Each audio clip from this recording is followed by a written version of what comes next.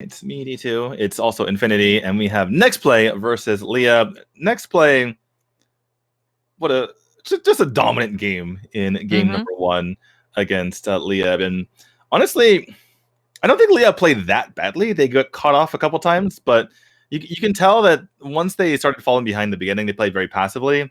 And honestly, it's just I think this game was more impressive by Nexplay than it was a referendum on Mm-hmm. Liyab, because Nexplay somehow found holes in the armor every single time. Like every time Liyab's gonna try to play conservative and they're like, okay, we're gonna back off, we're not gonna do anything crazy. Nexplay was just in their face getting kills when just forcing the kills. Like, no, we're gonna get the kills, don't worry about it. Mm-hmm. Yeah. Whew. D2, I don't know what to expect at this point for game number 2. I mean, one more win for the side of Nexplay Esports. They're gonna take it home and fight up against Omega Esports in the second bracketing for Asian Brawl. So yeah, it's something that is a lot of pressure to the side of Liyab Esports. But now, D2, we're gonna have that Alistar priority for the side of Liyab Esports. The Lulu is still open for them as well to take. Now the question would be on what is it gonna be for their draft. But Brom and Garen to be hovered by Nextplay Esports. This is really interesting to me, right? Because game number Mm-hmm. one, both sides banned the big beefy supports in Alistair and Brom. And this game, Nexplay, already having picked Camille, and we talked about Camille last week, and I still think it's the case that Camille is one of the most priority picks in these Mm-hmm. competitive games, even if her win rate on the ladder isn't that great. But yeah, so Nexplay realizing that they picked Camille first game, they banned Camille this game. I'm not really sure that Gragas is that much of a priority as far as getting banned out here from Liyab, but obviously he's strong, so I'm not gonna belabor that point too much. But that has Mm-hmm. led to instant first pick on Brom and Alistair here. So interesting to see how these teams have kind of like switched up their entire like focus of thinking here. Ooh, a Corky for the I side of Liyab was like, Esports. I was like, is that Corky? It's way too close up. I'm like, can we Yeah, zoom out for a second here? I'm like, yeah. geez, okay. I was like, You know the what? the the site that we're looking at is done very well. It's obviously performed very well for us in this tournament. But can we just zoom out on the Corky, please? Absolutely. I mean, who is this? The dude with the goggles, Yeah. and yeah, it's gonna be Corky for the side of Liyab I mean, Esports alongside Vi. look at Yeah. okay. Vi's head is smaller than one of Corky's eyes. Like, come on. For those of you who are a bit confused by the Corky pick, he's been played here and there in these Mm-hmm. competitive environments, but he also just got buffed. Mm-hmm. So, in particular, I'm looking at the patch notes right now. This is a couple days ago. He got a pretty big 80 bonus 80 ratio buff on his first ability, Mm-hmm. which is the Phosphorus Bomb. He got a lot more. He got basically double defense on his third ability, the Gatling gun. So when he's basically doing the machine gun thingy, he got basically double damage double defense as compared to before. And then his ultimate just basically everything on his ultimate was buffed damage Mm-hmm. wise. So I mean that buff on the ultimate of Corky on that armor and magic resist reduction is gonna be big time, right? It's gonna put a lot in line for both of these teams. It's gonna put a lot of damage, and I think you've stated it already regarding the skills, the buffs of Corky and why it's strong. I think the mobility of Corky is actually formidable as well. When it comes to his kit, so it's a matter of catching oh, potential. It's a matter of bringing down the enemy team. I was wondering whether they're gonna have Corky in mid or they're gonna use him as an ADC. Looks like they're going for the ADC route with the Yeah. Ari here. Perhaps they went for the Corky because they could switch him between the two. I Mm-hmm. think the Zed. And tell me if you think this is wrong. I think the Zed was a response pick to the Corky, and then we have Leah kind of mixing up and saying, okay, we don't really want the Corky going to the Zed. We'll have the Ari here. Sorry, excuse me. Olaf last pick. Okay. So it Oh, looks like we have Olaf pick last year for wait. next play. Dave is in our ears telling us that. Oh wait, no, they can't pick Olaf because they already What? picked him. Yeah. Oh, yeah, Olaf's picked a while ago already. Oh, Oh, okay. It's not. It's not Soraka. Okay. I was like getting confused because I yeah, wasn't even looking at Soraka at the moment. Yeah, so it looks like Liyab has picked Olaf, not Soraka. Don't worry, they're not playing double support here. That would be very weird. Um, yeah. so yeah, going to be Olaf in that last pick. Going to be almost certainly in the side lane. Can't really see a side lane Vi here. So Mm-hmm. looks like it's most likely going to be the Lee Sin. So Lee Sin versus Vi, very standard matchup. It looks like just standard matchups across the board as far as our traditional Yeah. players, right? It's like Olaf versus the Garen. We have the Lee Sin versus the Vi, the Alistair versus the Braun. These are matchups that go just matchups as old as time. The only difference here is we have Corki going off against Misfortune and the Zed going off Mm-hmm. against the Although Zed and Ari is a very classic matchup too. So classic matchup, Yeah. classic Cork. Corky's the only one that's weird. Mm-hmm. Although I think Ari would be the one who gets the advantage against the Zed because of the ranging potential, and if you get a charm onto that Zed, it's gonna be over for Zed because of the bursting potential of the Ari as well. So I think Ari should get that auto aim up and running for her with that charm against the Zed.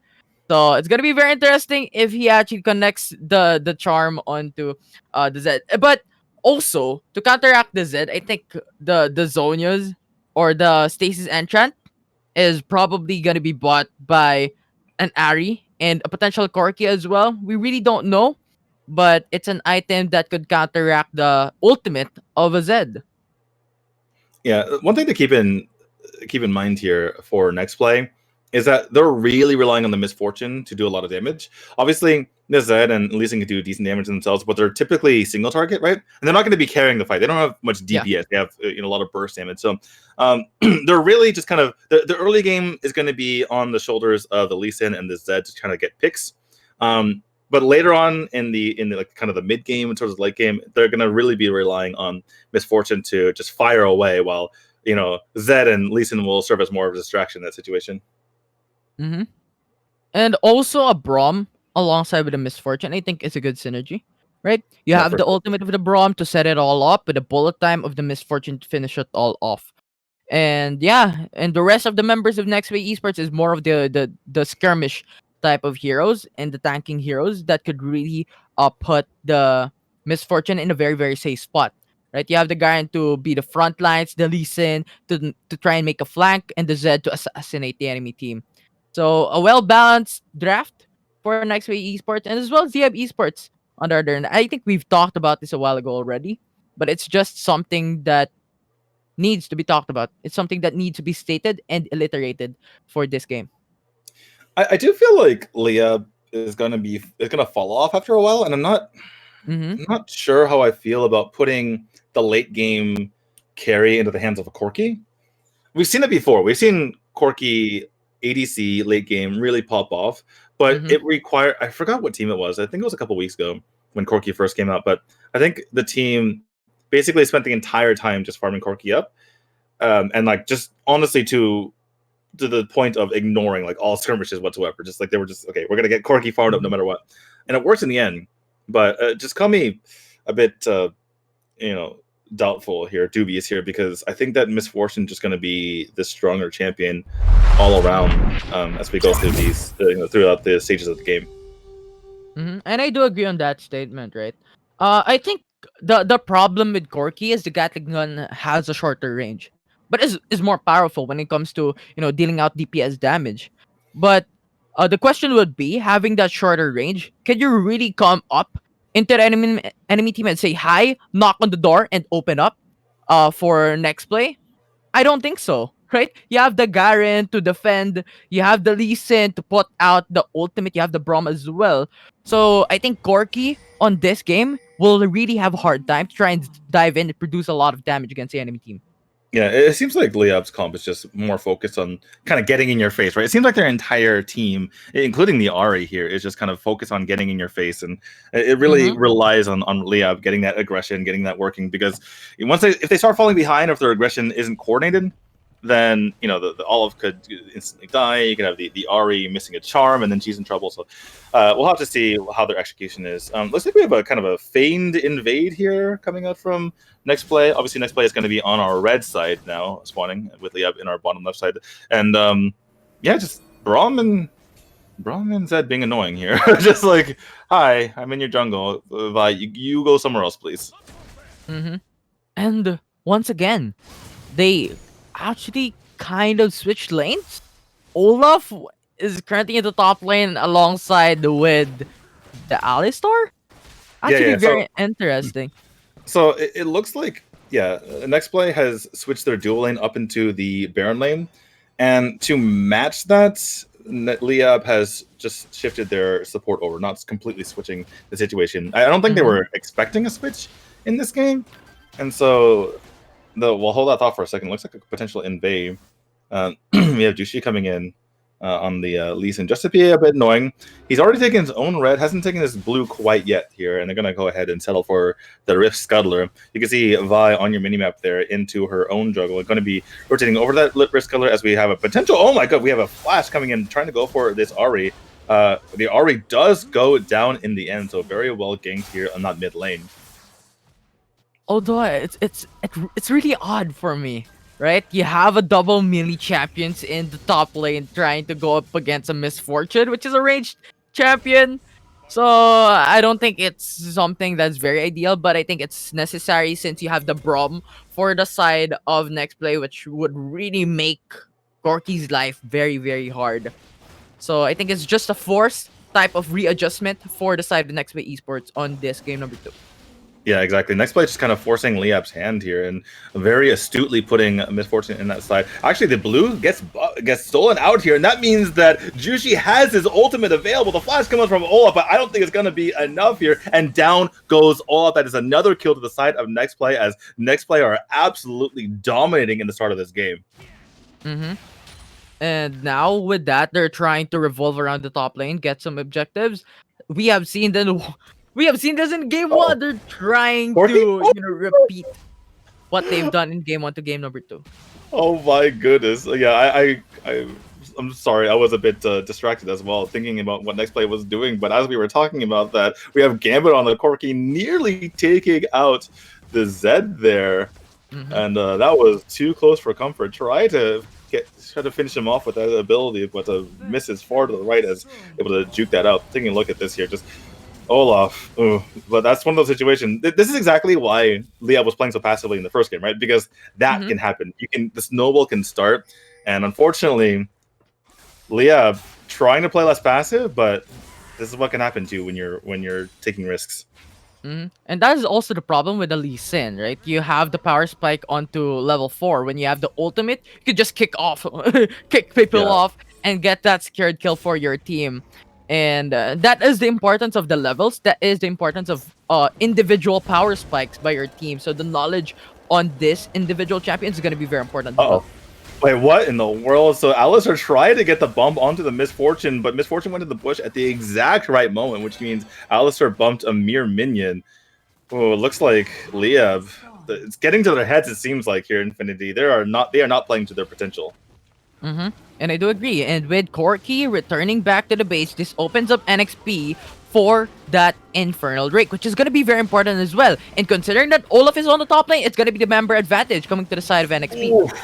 Sorry, I was looking at the mid lane there, and Zed actually took out the Ari in that mid lane. She actually, I think she may have used her flash as well. We have a big engage here onto the Alistar, nearly falling, and Garen able to take her out in the end. Corki, can he get the kill? Flash forward from the members of Nexplay in order to save him, and they take him out. Somehow Garen lives through that, and we have a 5-1 in the overall kill count, a 5k gold lead, and the Dragon going over to Nexplay. Yeah, the fancy footwork from NXP, specifically that Garen was on point. And of course, the heal of Uzi from that Misfortune was also perfect to save that Garen's life. In addition to getting the Infernal Drake, they've gotten 2 kills as well for their team. So what more can you ask? That is already going to be putting 5k gold lead to the side of NXP.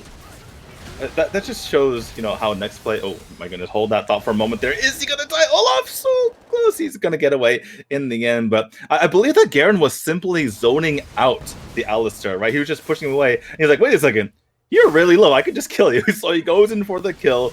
He probably calls for his team to come help him as the Corki is chasing him down, and his team is there to help him out and pick up a bro. As Nexplay is really snowballing this one now. Yeah. So now I think Liyab Esports needs to think, what are we gonna do next? What are you gonna do next? Because at the moment, NXP is just going in for that dominant place. And considering what that we're in, just 6 minutes of the game, they've taken 2 turrets down and they've taken 5k gold lead in their favor. In addition to the infernal buff for their team, which is gonna put more damage to the side of NXP. All right, well, lots of damage coming on here to the Garen as they're trying to push the opponent away near this Rip Trail. I'm kind of curious about how both teams going to go. For all 5 members of Liyab are in the area. They jump here onto the Misfortune, but Brawl, is able to help him out. Actually, Olaf is extremely so too is Alice. I can't even hang on to the fight. Korik goes down, so too is the Olaf. And they are on the warpath. Nexplay is pushing in onto Liyab. The Ari goes down. Deep is the Zed. Is the Brawl getting bloodthirsty? Oh my goodness. He's trying to go down onto this Vi. Gets saved maybe at the last moment. The Lee's able to save him. The Zed eventually does go down to the tower as he was unable to treat after being a little bit too deep against the Vi, but still, in the end, pretty much worth it here if you are Nexplay, as they gain another heap of kills and only lose 1 in the process. They also take down, I believe, 1 or 2 towers there. That wasn't really the optimal for NXP.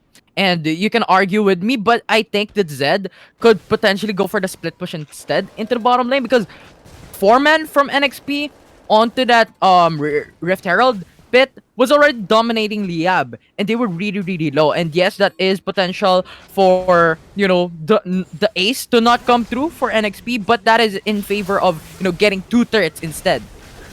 Well, we have another skirmish coming out here. I'm not really sure Liyab wants to be able to take this fight. Zed trying to get away, but they are helping out their buddy as the Olaf gets extremely low. He gets taken out in the end. But on the other side of the fight, actually 2 kills go over. Excuse me, 3?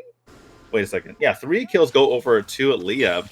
So that's actually a 3-for-1 Liyab. I'm surprised they actually took that, especially considering how far down they were in terms of gold. But, well, I mean, consider me pleasantly surprised, I suppose. They down 10k gold. They take a team fight. All right. I think Misfortune was too far in this.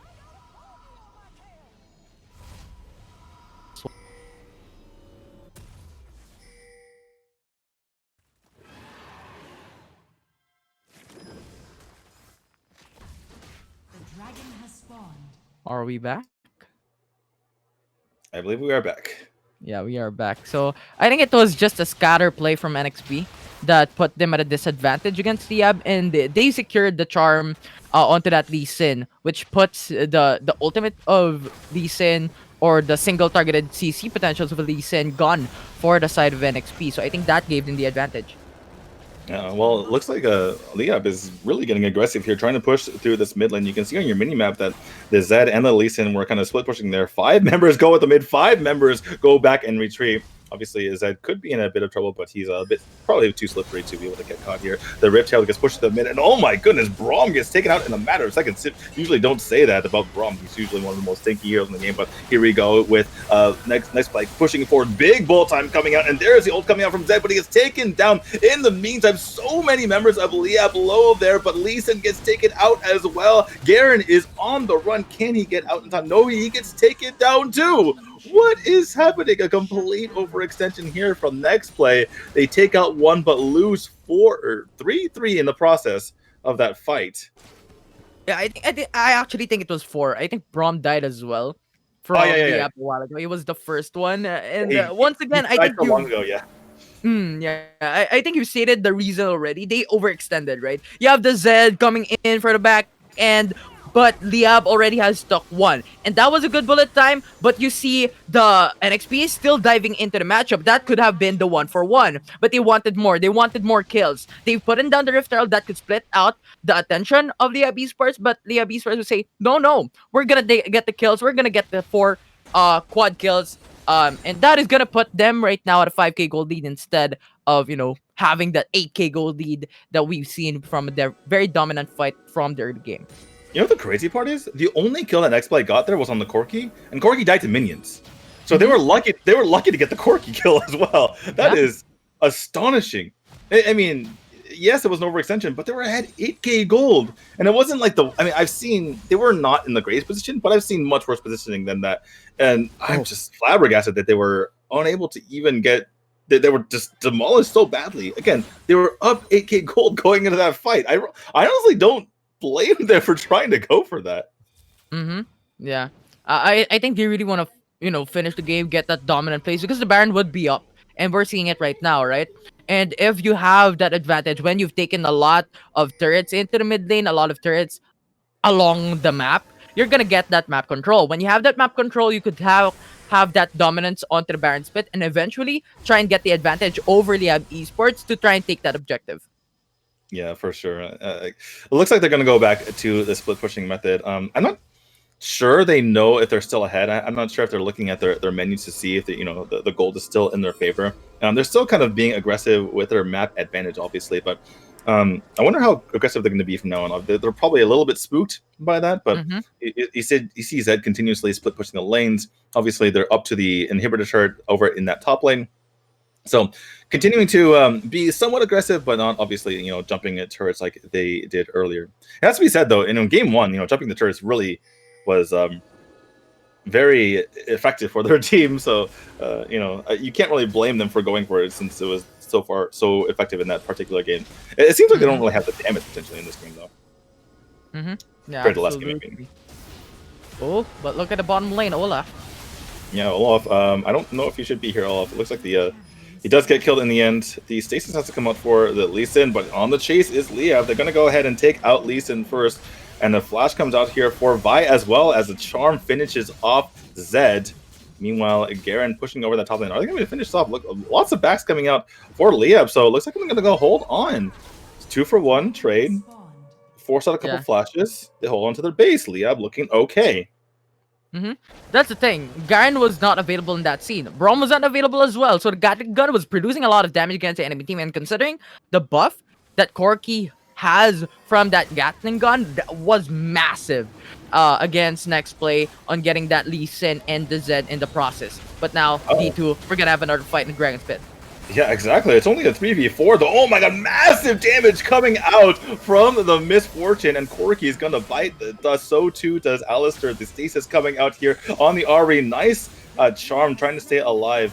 Zed's gonna go ahead and back off in the end. Cloud Dragon does go the way of Nexplay. That means they have 3 dragons to their side. Remember, they still are holding on to a pretty sizable advantage that they built in the early game, despite the fact that Liyab has done pretty well in the last 4 to 5 minutes. Still, big mountain to climb if you are Liyab. Yeah, I think Corki underestimated the damage output of a Misfortune. He just flew through the bullet time like it's butter, but he got sliced off like butter as well and was killed. And I think if Corki was a little bit more patient and waiting for the bullet time, trying to dodge it, go to the backside and kill off Misfortune with a Gatling gun, I think that would be one of more scenarios that would be something that could give them the advantage when taking the Dragon's Pit. But nevertheless, I think it's really an advantage coming from NXP for the main reason that they have the Infernal Drake and they have the Ocean Drake for the sustainability and for the damage in top of all the gold lead that they already have. Yeah, I apologize for laughing in the middle of your analysis, but when you said he underestimated the damage from Misfortune, like, how do you let that happen? In any case, okay, Lee Sin actually in a bit of trouble here. Going to go ahead and back off for a moment, trying to get to this lane, obviously, to make sure that the minions are buffed here, but here come Nexplay. They are on the warpath up this middle lane. Garen trying to get a little bit of damage in. They're buffing these minions as they go. You can see that in your minimap as well, trying to push down that top lane. But he's going to be aggressive potentially. He has to pop the ult just to make sure to get out of there. Going to be flashing away, using that teleport ability as well. But in the meantime, that allows for the rest of the members of Nexplay to push down this mid inhibitor turret, and it does go down.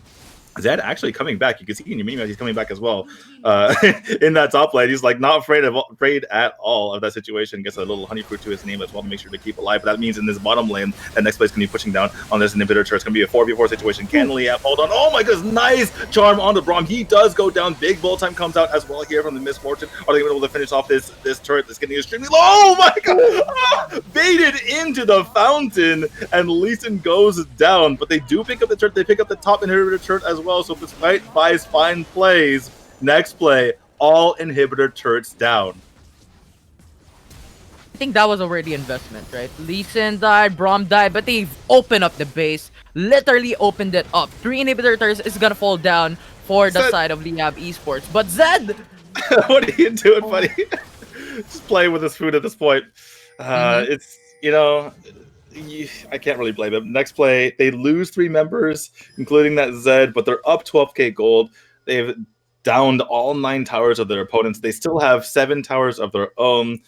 There's no objectives up, no dragon, no baron. This is certainly their game to lose, no matter how you slice it. I think the Zed stay there just because of the Baron buff. I think he was trying to give it to the minions that was pushing and optimally trying to end the game. But oh my god, yeah, perhaps that was maybe a little bit too overconfident there. But Alistair, despite his overconfidence, you cannot take that fight. The stasis comes out to try to keep the members alive just a little bit longer, but down goes Corki in the end. Garen spitting to win, more members falling. Braum just has a big fat shield saying, "You can't get me." Actually, the GA is popped here on our Lisa as well. They're just juggling tower shots at the moment, and that is going to be game number 2. Nexplay, dominant fashion, 2-0 Liyab Esports.